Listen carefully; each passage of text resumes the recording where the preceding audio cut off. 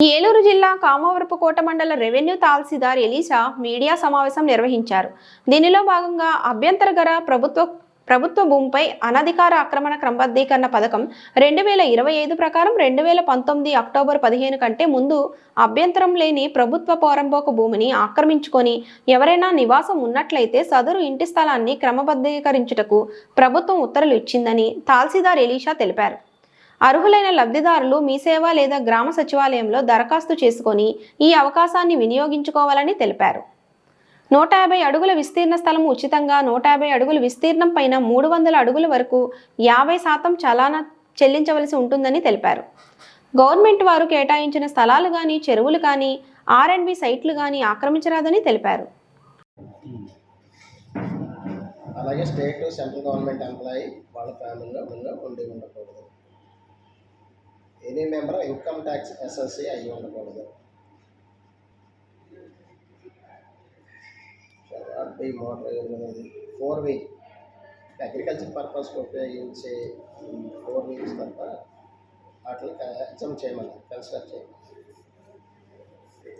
అలాగే electricity bill consumption less than 300 units లోబడి ఉండాలి.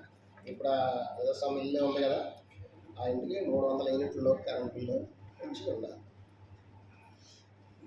Cost of allotment of expression convenience అంటే వీటిని ఫ్రీ ఆఫ్ కాస్ట్ కింద ఇచ్చేది ఉంది. స్క్వేర్ యార్డ్స్ వరకు బీపీఎల్ కేటగిరీలో ఉన్నాక, ఏపీఎల్ కేటగిరీలో ఉన్నాక ఫ్రీ ఆఫ్ కాస్ట్ కింద చేయమని. స్క్వేర్ యార్డ్స్కి సంబంధించి బేసిక్ వాల్యూలో 15% బీపీఎల్ కేటగిరీ కదా, బీపీఎల్ కేటగిరీ కన్వీనియన్స్. అలాగే ఏపీఎల్ కేటగిరీ, నేను చెప్పిన బీపీఎల్ కేటగిరీ, ఏపీఎల్ కేటగిరీలో కూడా 15% బేసిక్ వాల్యూ నార్మల్ రిజిస్ట్రేషన్.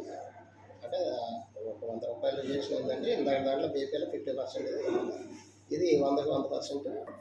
300 నుంచి 450 స్క్వేర్ యార్డ్స్లో బీపీఎల్ కేటగిరీకి 100% బేసిక్ వాల్యూ, 50% రిజిస్ట్రేషన్ ఫీ. అది బీపీఎల్ కేటగిరీ. అలాగే ఏపీఎల్ కేటగిరీకి వచ్చి 200 నార్మల్ రిజిస్ట్రేషన్ అంతే. సో ఇలా కట్టించుకుంటూ మనం రెగ్యులేషన్ ప్రాసెస్లోకి వెళ్ళాలి. ఇఫ్ నాట్ పెయిడ్, వాళ్ళు చెల్లించలేదు అనుకోండి, దాన్ని eviction irrespective of APL and APL అంటే ఎవిక్షన్ చేయొచ్చు. అది ఏపీఎల్ కేటగిరీ అని బీపీఎల్ కేటగిరీ. గవర్నమెంట్ అవకాశం వచ్చినప్పుడు దాన్ని సద్వినియోగం చేసుకోవాలి. ఇది నామ్స్ అంటే ఆ పేమెంట్ ఎలా కట్టాలనేది సిఎఫ్ఎంఎస్ సిస్టమ్ ద్వారా ఇప్పుడు ఏమైతే డబ్బులు కట్టాలని మనం చెప్పాను నేను, ఏపీఎల్ కేటగిరీ అంతా బీపీఎల్, అది సిఎఫ్ఎంఎస్ ద్వారా పే చేసి ఆ రిసిప్ట్ని అప్లోడ్ చేయాలి application. Aadhaar card accepted, proof of identity person apply చేసే వాళ్ళకి proof of identity Aadhaar card. In case Aadhaar card లేకపోతే ఆధార్ సెంటర్కి వెళ్ళి అప్లై చేసుకుని తీసుకుని చేయాల్సింది. డాక్యుమెంట్స్ జతపరచవలసినవి property tax, electricity bill, water bill, or any established occupation position certificate మీద ఇచ్చుంటే అది, ఇవి కూడా అప్లికేషన్ జతపరచాలి.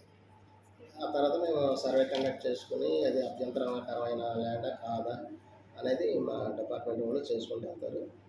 దీనికి ఫైలింగ్ ఆఫ్ అప్లికేషన్స్కి 31/12/2025 అప్పటి వరకు చేసుకోవచ్చు.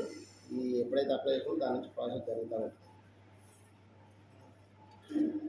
సో అప్లికేషన్ ప్రాసెస్ అనేది చేస్తాం. ఇవన్నీ వెళ్ళిన తర్వాత కమిటీ ఉంటుంది, అప్రూవల్ కమిటీలు ఉంటాయి.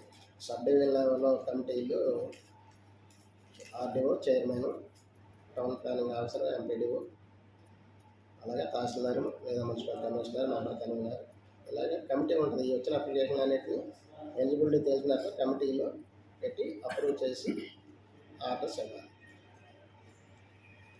ఒకటి దాని మీద ఏదన్నా ఉన్నా అప్పీల్ చేసుకోవడానికి కూడా ఉంది కమిటీ. ఈ రకంగా మనం అప్లికేషన్స్ని తీసుకుని ఎవరైతే అభ్యంతరం లేని ప్రభుత్వ స్థలాలను, ఇళ్ళు కానీ కట్టుకుని ఉన్న వాళ్ళని రెగ్యులర్ చేయడానికి ప్రభుత్వం ఇచ్చిన జీవోని మండలంలోని ప్రజలందరూ సద్వినియోగం చేసుకుని రెగ్యులేషన్ చేసుకుని అంటే ఈ యొక్క సార్థకత నెరవేరుతుంది. సో ఈ విషయాన్ని త్రూ ప్రెస్ ద్వారా మీరందరూ బయటకు కొంచెం పబ్లిసిటీ ఇవ్వాల్సిందిగా మిమ్మల్ని రిక్వెస్ట్ చేస్తున్నాను.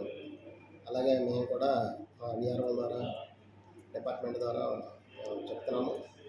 అదే నాయకులకు కూడా మేము ఎవరైతే పొలిటికల్ లీడర్స్ ఉంటారో వాళ్ళందరికీ కూడా తెలియజేస్తాం. ఈ రకంగా పబ్లిక్లోకి ఈ విషయం ఉందనేది తెలియాలి. దయచేసి అందరూ కొంచెం తెలియదు అప్లికేషన్ ఇచ్చి అప్లికేషన్ ఇన్వైట్ చేయడానికి సహకరించవలసిందిగా ప్రెస్ ద్వారా మిమ్మల్ని అందరినీ కోరుతున్నాను. Thank you very much. Thank you sir.